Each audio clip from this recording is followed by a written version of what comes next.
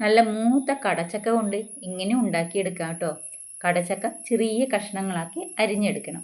തൊലിയൊക്കെ കളഞ്ഞ് കഴുകി വൃത്തിയാക്കി അതൊന്ന് വെള്ളത്തിലിട്ട് വെച്ചാൽ മതി. ഒരു പാത്രം അടുപ്പത്ത് വെച്ച് അതിലേക്ക് കുറച്ച് വെളിച്ചെണ്ണ ഒഴിച്ചു കൊടുത്തതിന് ശേഷം കടുക് പൊട്ടി വരുമ്പോൾ അതിലേക്ക് കുറച്ച് ഉഴുന്ന് ചേർത്ത് കൊടുത്ത് ഒന്ന് മൂപ്പിച്ചെടുക്കണം.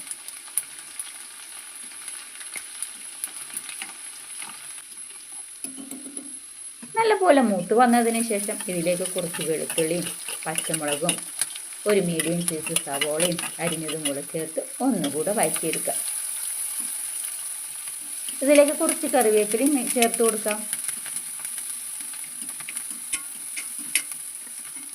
ഇനി ഇതിലേക്ക് ഒരു 1/4 ടീസ്പൂൺ ജീരകം കൂടെ ചേർത്ത് ഒന്നുകൂടെ ഒന്ന് മിക്സ് ചെയ്ത് കൊടുത്തോളൂ.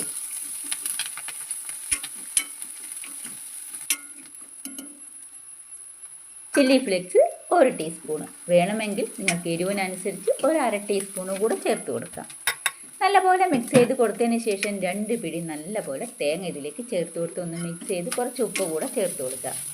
പിന്നെ നമ്മൾ അരിഞ്ഞു വെച്ച കടച്ചക്ക ചെറുതായി അരിഞ്ഞത് ഇതിലേക്ക് ചേർത്ത് കൊടുത്ത് നല്ലപോലെ ഒന്ന് മിക്സ് ചെയ്ത് കൊടുക്കണം.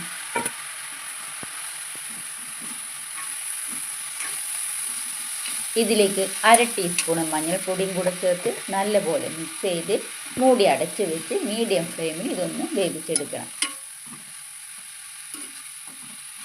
വെള്ളം ചേർക്കാതെ വേണം ഇത് നമുക്ക് വേവിച്ചെടുക്കാൻ.